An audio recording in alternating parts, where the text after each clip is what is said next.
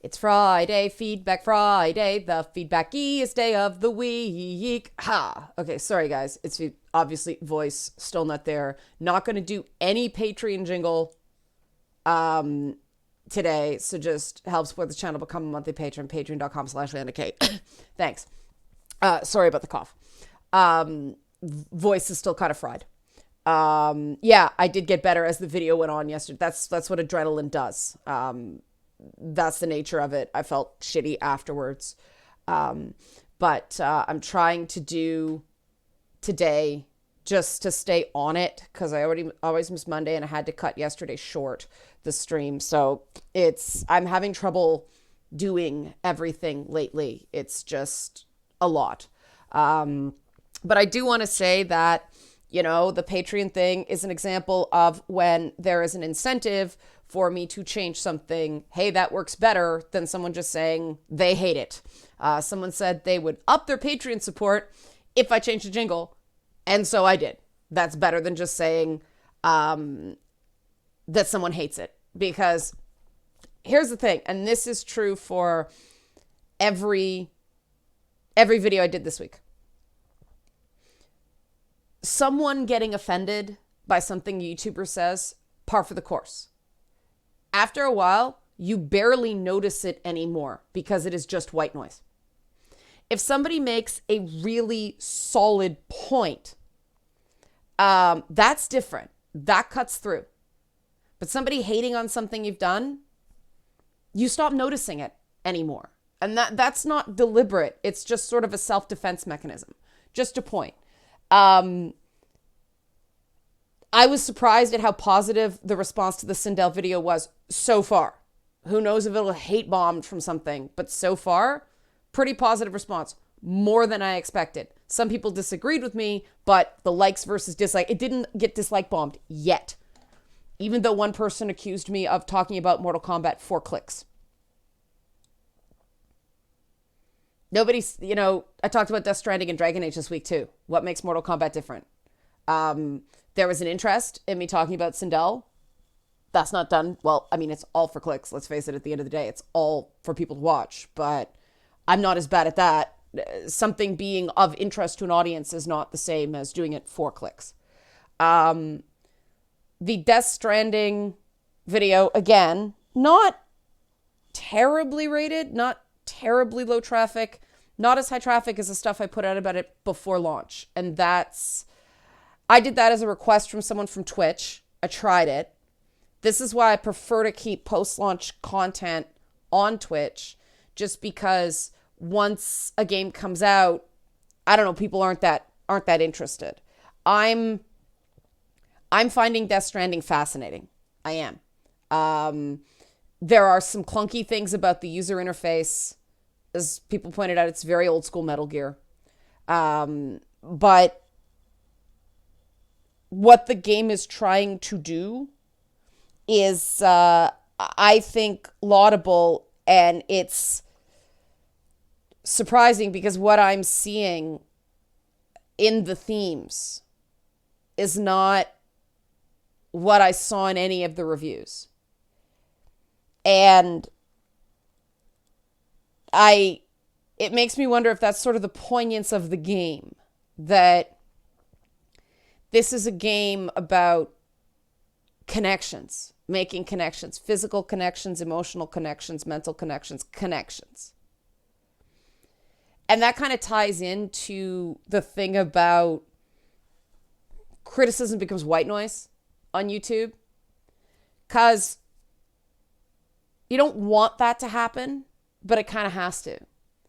And, one of the things about Death Stranding is it's a world where the sheer amount of information was, in a way, the world's downfall in some ways. That's obviously a huge oversimplification, but I'm trying not to do spoilers. I'm glad I'm playing this game because it's the right game for me right now. It's making me think a lot about what it means to communicate through online networks. And that does induce sort of a form of physical isolation, and what that means to our relationships. And any game that that makes me think, because it's not just, oh, blast, blast, blast, shooty, how did they design this level? I think that's an achievement in some way. I never expected it to not be flawed, so the flaws don't bother me. It is a difficult game to stream in some ways because you have to really pay attention to the prompts. And obviously it's supposed to be kind of a solitary experience that I'm not getting. I'm still really enjoying it though. But yeah, it is a game that was worth making. That's what I'll say. The Dragon Age feedback, it was interesting because some people took exceptions to asides. The kind of semi-joking comment I pointed out about there's no, San Francisco nuns, and there's a reason for that. A lot of people took exceptions to that because there are teams called the Saints and the some of the others, I forget, but the Saints, the New Orleans Saints was the example given. The Minnesota Vikings were another team. As one person pointed out on Twitch, there are still indigenous people. There are not still Vikings. That's not an apples to apples comparison because no one's saying, we don't like you using our religious symbols for your sports teams with the Vikings or the Saints. There are no symbols done that way. A headdress is a ceremonial symbol. The same way a lot of people, the better kind of corollary to it is the whole whether taking a knee during the national anthem is appropriate. Some people consider things like the flag and the national anthem secular sacred, if that makes any sense. It's almost a nationalistic religious experience.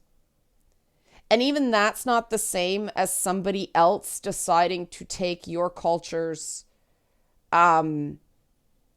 religious symbols and turn them into sports memorabilia. It's just not the same. Nobody is wearing, nuns' habits and rosary beads. At least, I don't know. I could be wrong here. But, it was an aside comment. The whole point I was trying to make of that, and clearly that was a distraction, was the fact that when you cultivate such an easily offended group, you run the risk of easy offense. And, some people pointed out in the comments, not just David Gator left, but Mike Laidlaw, who's, I believe, the design director. I mean, dude lied to my face about whether we were going to play as Kenari as opposed to Talvashoth, so I don't have a high opinion of him. But the actual gameplay of the Dragon Age games, I never thought was all that great. It was the story that really brought in, but it is still fair.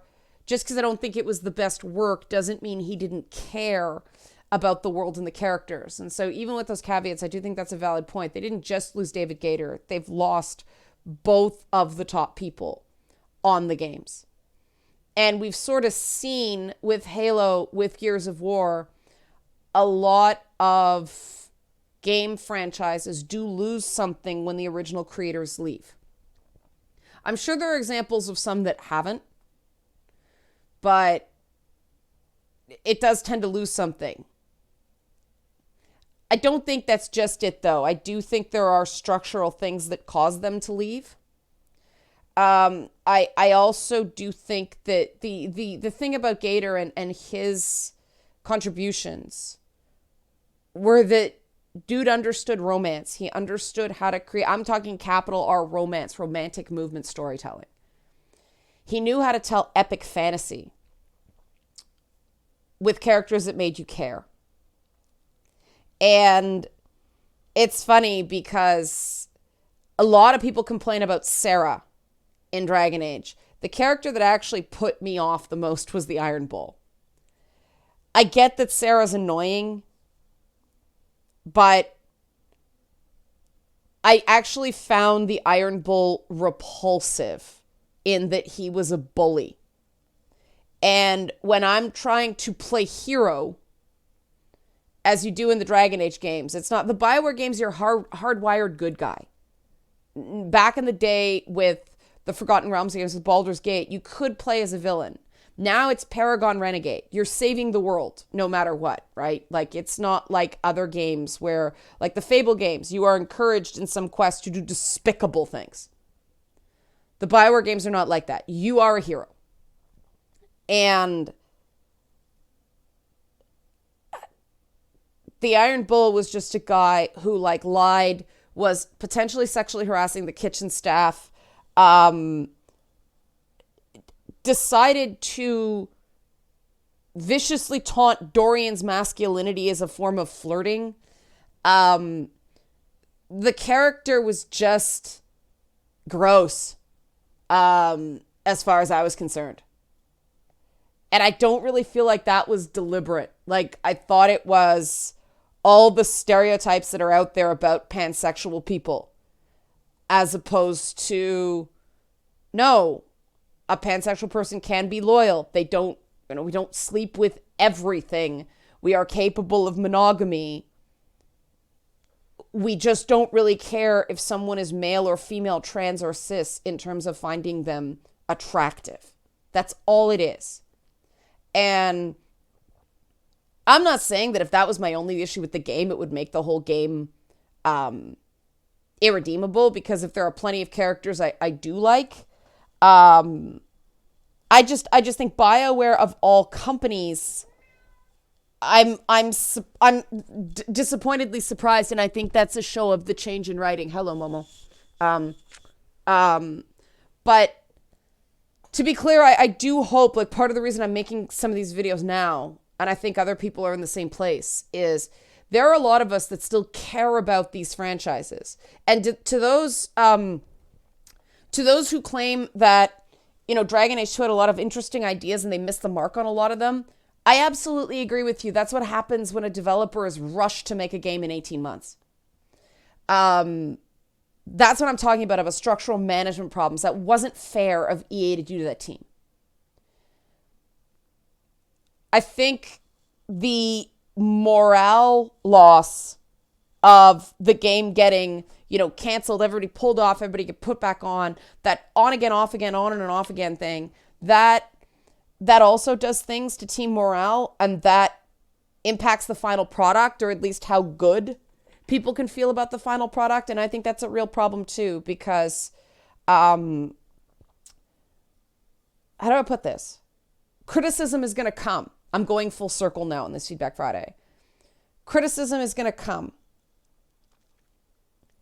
As a team, you have to support each other through that criticism, because you have to be able to hear the appropriate stuff, the constructive stuff, so that you can get better next time, so you can learn. We're still all doping out this game design thing together. And you can't do that if everyone is so exhausted that they just can't hear it. And that's a management problem that comes from the top. And this is why I am part of the FairTube stuff. I think what YouTube's doing is bullshit to those guys. Just as an aside, they pulled some fast and loose stuff with the main organizer of it, that they were willing to have a meeting, but not with him. That's nonsense. But this is why I think if game studios want to unionize, if people believe in that, hunky-dory awesome. My issue is, I don't think it's going to solve, I don't think painting all game companies with the same brush is going to effectively address the problems, because I have seen entertainment companies, notably TV companies, run horrendously, even with unions. And it just means that people lose their jobs slow, and their skills are more out of date, and it's harder for them to retrain when everybody does get put out of work because the company fails. And I don't want that. I think that companies who treat their employees better, not perfect, every company has problems. But I think the companies that actually seem to value their creators, AAA, smaller companies, whatever, should be rewarded. And it shouldn't be just, oh, they're all bad. EA and Activision are orders of magnitude worse in terms of how they treat their people than any of the other game companies. CD Projekt has a crunch problem. It seems like they care. Ubi's Ubi, but I know some people who work at those companies. The contract people at Ubisoft, I've heard some horror stories. People that were hired on the writing side and stuff like that. I've heard people say they were set up to fail and all that stuff. That's valid. But the rank and file guys who are like they're mostly guys, some of them are women, but the full-time employees, they actually seem pretty happy. And there's internal political stuff that they're struggling through, but they seem pretty happy, and that matters. They don't seem horribly burned out. They seem like they're treated fairly decently. And I do think that PlayStation Studios, the people that took a chance on Death Stranding, took a chance on Kojima, should be rewarded for that too. Because they didn't have to. They thought it was a good business bet, but they let him make the game that he wanted to make. And I'm sure there were people who played that game, they looked at it and they were like, in terms of the gaminess of the game, but they let him do it. They knew that his name was gonna sell games. They knew that the first game after he split with Konami was gonna bring in interest. So they gave him the budget and they let him work. And I think that should be rewarded, especially based on the weird crap that's happening with Gears 5 being an Xbox Games Pass thing. There are a lot of guys who are still on Gears, who were there from the beginning, who love that franchise. I do not believe for a second they did some of those decisions willingly. I think they felt forced. And so I think it's very important to give credit where credit's due to companies that do right by their people. That has to matter. We can't just complain. And that's because doing nothing but complaining kind of commodifies people, kind of treats people like objects, not recognizing that people have feelings. And even if you're the best, even if you're excellent at handling criticism, it still stings to an extent. It still isn't easy because it shouldn't be easy, because you should care enough about what you're doing for it to sting when somebody criticizes you. And sometimes it stings more when it feels terribly unfair. Sometimes it stings because a person's right. Sometimes it's like, no big deal, I see your point. Like the thing about the sports teams, it wasn't the main point of the video, so like that's fine, whatever. Like, it was just illustrating a point, not in the best way, obviously, because it was a distraction. That's fine. That kind of shows that my overall point was solid. So that's a fairly easy one to take, Others are harder. And things that tend to hit your financial bottom line hurt more, because when you're struggling to make a living, when you're trying to get a game out the door, when you're trying to do this stuff, it can get really overwhelming and it can get really hard. So if anybody out there cares about what I say, it means a lot to any creator, YouTuber, game developer, any of that stuff. If you make it really clear that you really like what they did, it means so much. It really does. Because you expect to get criticism. You expect to get criticized. You hope someone is going to like it. And that's why I try to be even, right? I'm concerned about Dragon Age. I don't like what they're doing with Mortal Kombat. I'm allowed to not like what they're doing with Mortal Kombat. And the fact that the people who are defenders of the current content have to resort to such personal attacks indicates to me that something's really wrong in that franchise. But I also make a point of saying when I really, really like something, even if people are like, oh, that UI design is bad, or oh, that stuff it's a flawed masterpiece is still a masterpiece, right? And sometimes the thing that achieves greatness in a work is the willingness to take a big, crazy risk and know it's going to be something of a mess. The fact that somebody like Hideo Kojima could have been around, can be around as long as he has, and still care enough to take those risks instead of just making perfunctory, games of service cash cows, because everybody else is, that's beautiful. And that's, everybody has flaws. I'm not saying the dude's perfect, but that's beautiful. That I want to know what guys like him have so I can figure out how to tap into that. Because that's very special. And I just don't think people should be trying to crush that, because that's a really powerful thing. The fact that he cares enough still to make a creative, innovative game that he knows not everybody's going to get. Like, that's what I thought. That's what I took from him talking about the negative reviews in North America. And that, North Americans prefer shooters. I didn't think he was throwing shade. And the games media interpreted that as throwing shade. I just thought it was, okay, tastes are different. You didn't like it. You didn't like it as much. People in Japan and Europe like it very much. I'll take that. I think that's a very healthy response. There's nothing he said that wasn't true.